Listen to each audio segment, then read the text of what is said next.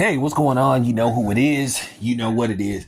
All right, this your boy Town Biz, and typical Tank up to his old tricks again, basically attempting to weight pimp somebody, weight bully somebody, and basically try to come across as, you know, this great champion, this dude that's basically balls to the wall when he really isn't.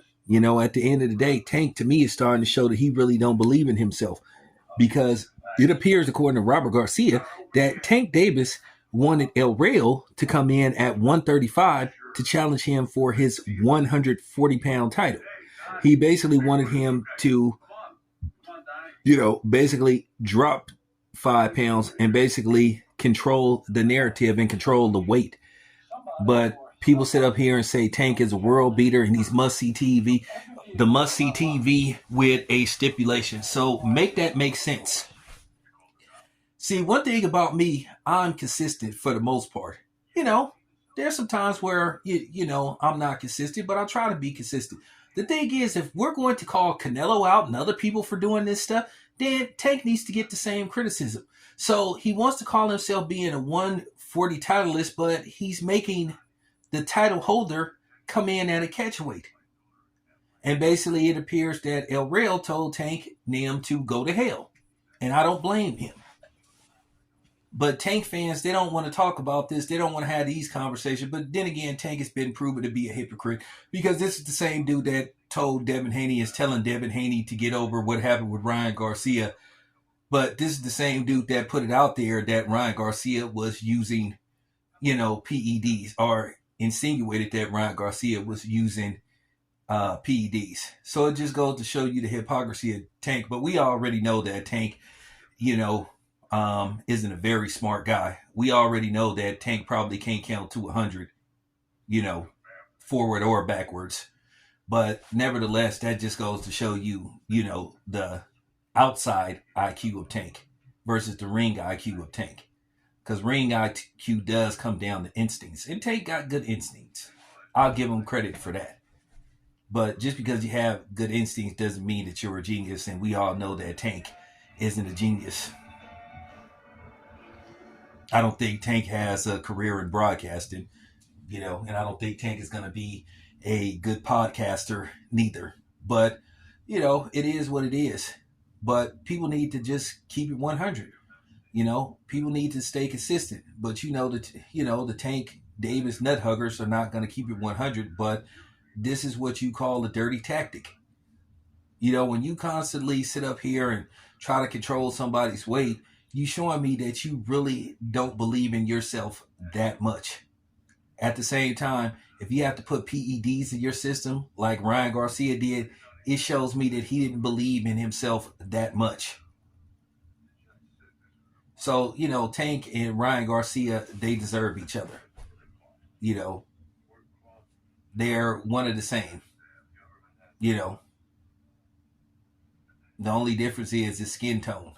But I'm just looking at Tank. To me, he's starting to further show his little man complex. Oh, I'll fight him. But, I need you to come in at 135. And then people celebrate this kind of stuff. So I'm just saying, at the end of the day, you so-called followers and fanboys, y'all full of just like Tank. So my point is proven about Tank. Once again, he started to show who he is. He started to show that he's a coward, that he don't stand for nothing, and that he is the wrong representative of stigmas and stereotypes that's synonymous, unfortunately, with the black community. So, just need to be said. But his fanboys and his shadow Ellie Setback ain't gonna call this out. And I don't want to hear this stuff about, well, he's the ticket seller, he's the A-side. If you really believe you can beat Jose Valenzuela on the up and up, why all the stipulations? Why you have to control the weight? Why you want him to give up 5 pounds? That's weak.